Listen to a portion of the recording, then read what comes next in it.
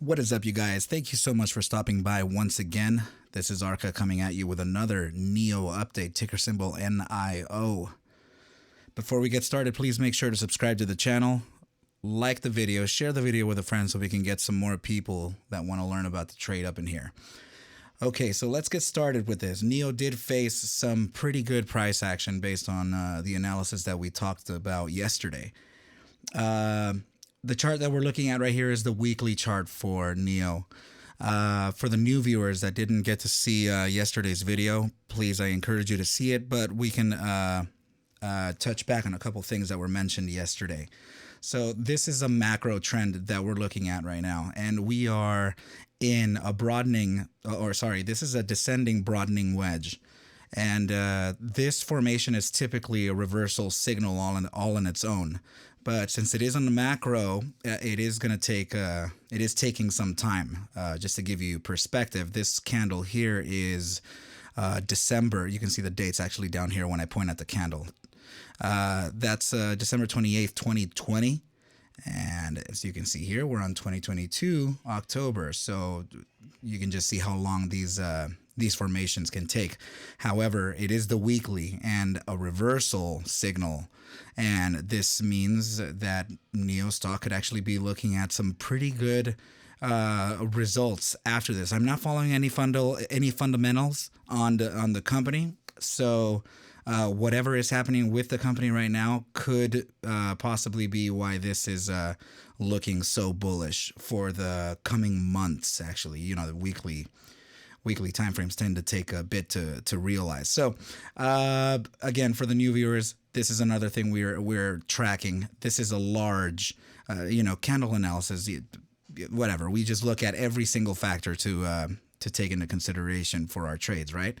So this is a massive bullish hammer candle printing on the weekly time frame after a massive downtrend, and we are about a day and 15 hours from closing this massive bullish hammer. This hammer print at the bottom of a trend usually signals a reversal in trend as well. So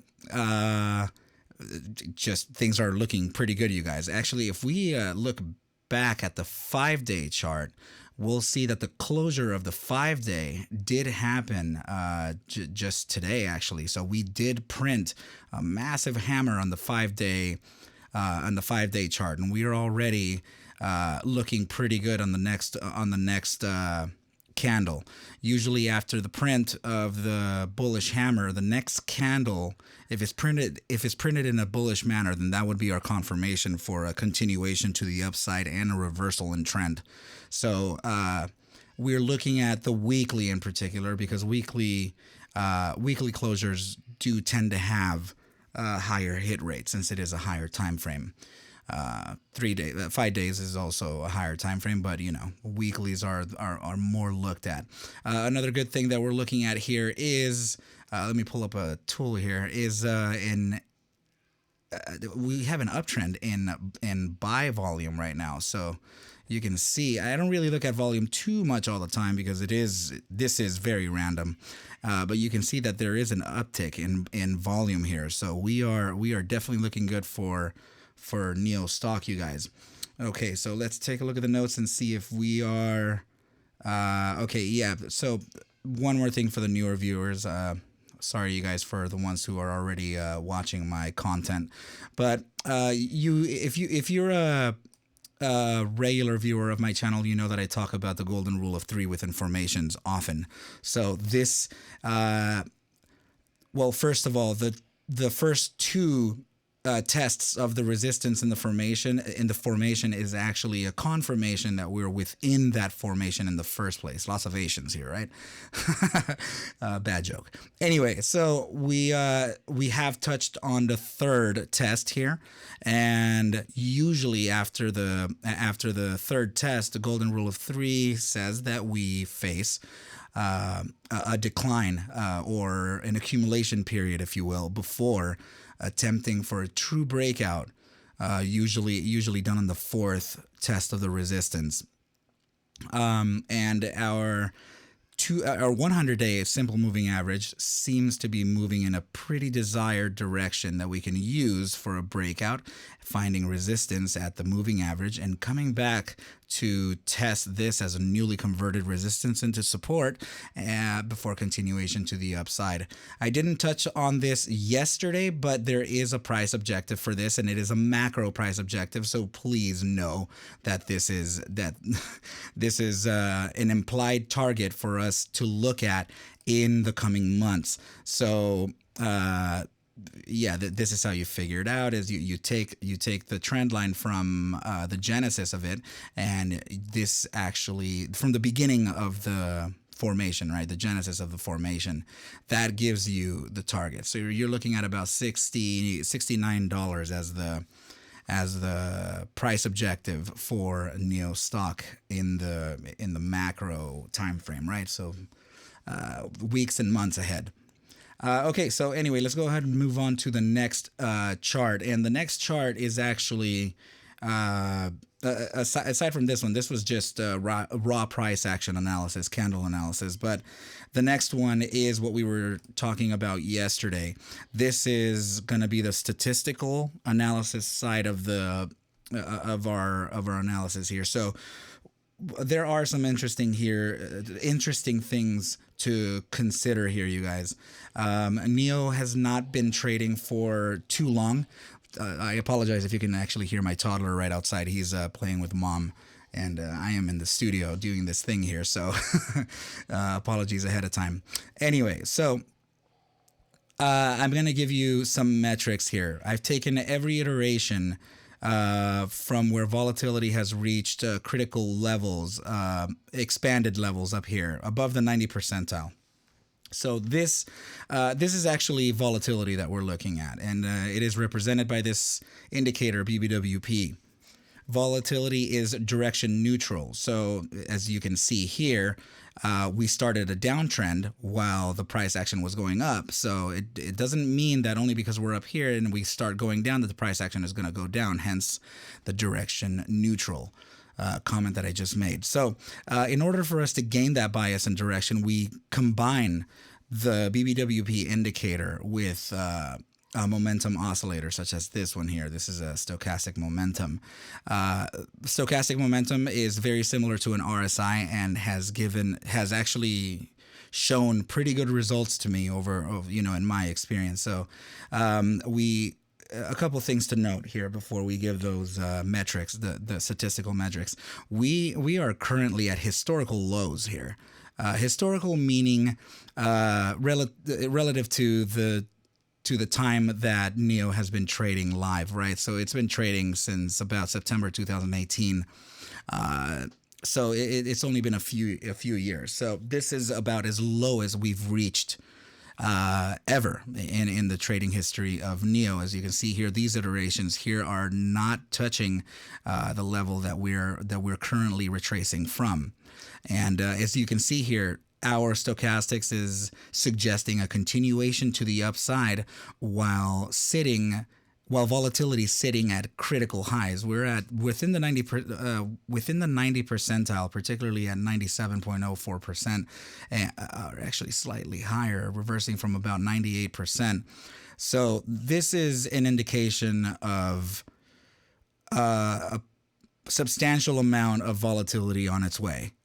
Usually, see, for example, in this iteration here, we touched on critical levels. We actually barred at 100%, at about 99.84%. So we capped this volatility here, and it as soon as it started contracting, we started a price action that was just so momentous, and that led to a 639.5% move to the upside. Given choppy action, of course, going up and down this thing, but overall it did happen. Now, what's interesting is that it did take some time. It's about a half a year right there. It's 190 days for that to take its final target up here at about $67, which is that is a momentous That is an awesome uptrend here. And the time frame is also kind of a slam dunk. This was within 2020. So 2020, 2021 early parts were actually a great bull market. Okay, so let's move on to those iterations. So let's see, where do we have it? Where do we have it? There it is. Okay. All right, you guys. So out of those iterations, we have a total of 5 since the beginning of the trading of NIO. We have 4 correct and 1 incorrect to decide the upside, to guess the upside. Now, that gives us an 80% upside accuracy with an upside thrust of about 257.53% over the span of about 84 and a quarter days.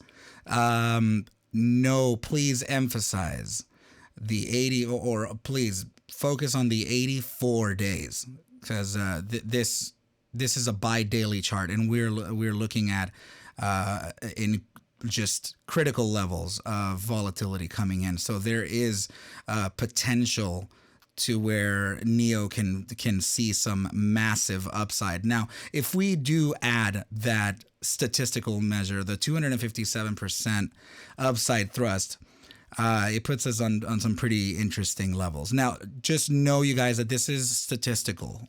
These are statistical metrics, and they're not certainties. So there is a huge difference in between that. So this is for us to be able to gain an understanding as to where NIO stock can go or what the potentials are for it. But in adding that 257% upside thrust, it puts us at about 3850. Now, if we draw a trend line at that 3850 level, let's just go ahead and put that like that. We can start to zoom out. Let's make it a little more noticeable, so we can see where that trend line is, what it's doing. So you can see here that we've used it as support. We've used it as resistance, and I mean, look at this candle here. This is a bi-daily candle just touching right at it. We've used this as resistance here before continuing on to the upside. Resistance, we used it as support. Oh my goodness, more support right here. Many iterations of support there. Yeah, so this is I could consider this I'd say a point of inflection. It is a key resistance, and I drew actually a Fibonacci retracement from our, let's see, you can actually see it right here, and we measured it from our February 2022 highs from the range here, and it shows us that our upside thrust is confluent with our 1.618. Now, the 1.618 is very special because this ratio is an area where humans tend to want to take the trade often. We use this zone and it's in inverse, not 618, and the ones above it too, the 2.618, the 3.618, and the 4.618. We use these zones as take profit zones, either to the upside or downside. So the fact that our 257.53% upside thrust has direct confluence with this is very curious. Now, what we can do is, now that we have, let me make this a little bit of a thinner line. Now that we have a range from the 1.618 at 37.53 in comparison to our upside thrust suggestion of 38.71, this gives us a resistance range that we can use for take profit. And now as we add this, you can see just how relevant it is that we've used this zone as, I mean, look at this candle here. It lands right at the bottom of that 1.618, doesn't it? So this is a good zone. Look at this candle too. It lands right on it. It's incredible how much we've used this range right here. So there's a lot of rhyming within this range, meaning that we can use it for for a resistance or a take profit zone. Now, another curious thing is that this massive upside thrust is leading us to close a gap that we have here, and the gap is about 26.41 to 27.22, and you know, our upside thrust is suggesting that we close that gap and move on to the upside. Let's see. I have another curious thing for you guys. Right, the SMA 200. This is the 200-day simple moving average. This moving average can likely be slightly. I can show you actually with a trend line. We can take a trend line like this and just put an implied curvature to it, right? And we'll also color it purple so that I can match. Make it a little bigger so we can see it. And this can be a likely implied path for it, so that where it can eventually end at the one spot 272. And the reason why I'm calling this as a desired area is because if we wick at the 257% mark, which is the 3871, or anywhere down here, we can then start trading within the golden pocket. And it'll be in direct confluence with our SMA 200, which could be a very serious point of support. So this can be a range that we can be trading in. The golden pocket, the golden ratio, can't speak English right now.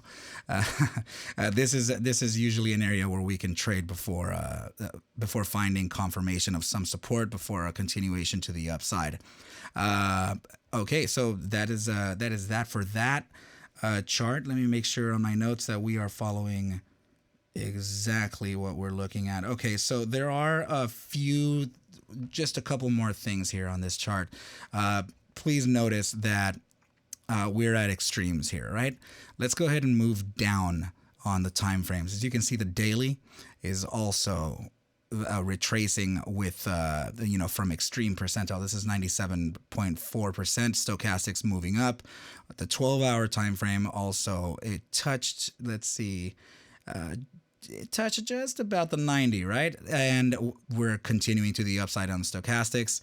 8-hour time frame also had touched the 90 percentile, continuing on the upside. 6-hour also, I mean, within extreme highs. Continuation to the upside suggested down there, and let's see, the 4 hour as well. So and a continuation to the upside. Now, you guys, we are looking at look, now the bi-hourly is also, now this was extremely capped. It is suggesting a bit of a downside, but this is immediate short-term time frame. So all of the smaller time frames, all the way up to the bi-daily. Let's look at the 3-day just in case. Okay, the 3-day is also, my goodness, man, this is looking really good for NIO, you guys. It's already within the 90 percentile, and this is already at historical lows and suggesting an upside as well. So all these time frames up to the 3-day, the 5-day, up to the 3-day, this is indicating a potential macro move. So whatever is loading up, whatever is happening for NIO is pretty large. This is substantial. So it is going to take like I said, a few weeks for it to realize, you guys, but this is yeah, we're looking at some pretty high high targets here. I am considering now actually going into NIO based on this analysis. So for the immediate short-term time frame, like for tomorrow's session, we can look at two primary drives of bullish divergence, and this one drive here from here to here is actually a phantom drive of bullish divergence. It's still present. So if I can see it, the pros can see it, and all the institutions can see it as well. So we have two primary drives of bullish divergence against one hidden bearish divergence here. So there is a potential that we can probably retrace a bit and then continue to the upside, but we can actually make a bias on that by just looking at a few RSI timeframes, right? We can look at the immediate short term compared to the medium term. So let's look at the immediate short term. I'm talking micro here. So this is the 30-minute. It is within the every single time. Okay, new viewers, this is for you. Sorry for the for the regular viewers, but I do have to explain this. So this is a regular RSI, guys. I have split it into two sections. Top half being the bullish control zone, bottom half being the bearish control zone, and both halves are split into half too. This bottom half is the bear strength percentile. This is bear weakness percentile. In the top half, we have the bull weakness percentile, and this would be the bull strength percentile.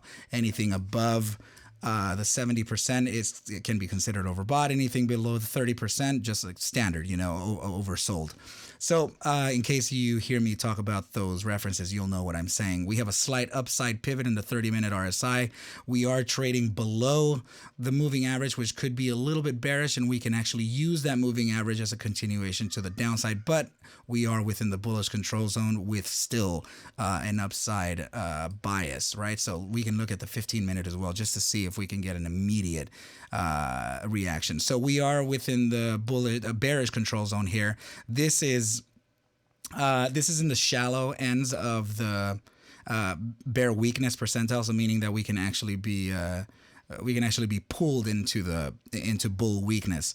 Let's look at some higher terms. So let's go to the bi-hourly RSI, and the bi-hourly RSI is suggesting a slight downside within the bullish control zone. Now the moving average is still suggesting some upside, so this actually can be we can actually use this as a rejection to the upside. We can continue is what I'm trying to tell you, but the downside suggestion is still very present. Let's go up to the 6 hour and see what we have. 6 hour is also suggesting, now the pivots on all of these, you guys, as you can see, they're very neutral. So the only reason that I'm calling the downside is it's just because it's within shallow areas of either the bear or the bull weakness percentile, or the fact that the moving average could be within the bullish control zone. So, but we're not really getting a true bias and direction in this in these time frames just yet, you guys. So. Just like this one, it's still a little bit direction neutral. If we jump into the 8 hour, we can also see, well, actually the 8 hour is suggesting a continuation to the downside, and we are within bear strength right here. So let's go to the 12 hour and see what's going on there. Okay, a slight pivot to the downside within bear strength. Daily is giving us an upside within the bear strength, and we are trading above the moving average, which is very good. So if you guys were trying to trade this in the immediate short term, before I say that, I am please know, guys, that I'm not a financial advisor. I can't suggest for you to buy or sell any assets. Please take whatever I do show in these videos and whatever thread that I create as a form of entertainment. Do your own DD, right? But I wouldn't suggest for entry into NIO stock for the immediate short term or momentum traders, even swing traders. I would like some more confirmation based on short term trades. But for the long term, for a longer swing, for days, this is we're looking incredibly bullish in this situation, guys. Now, based on those metrics, we can start we could start our ascension immediately. You know what I mean? But there's also the chance that we don't, and we actually take the 84 days that data is suggesting, right? But anyway, that's going to do it for the video tonight, guys. If you have any questions, don't hesitate to reach out to me on Twitter, on Discord, here on YouTube. We can discuss more of the analysis there. But yeah, that's all I got to say. I will catch you at the bell. Adios.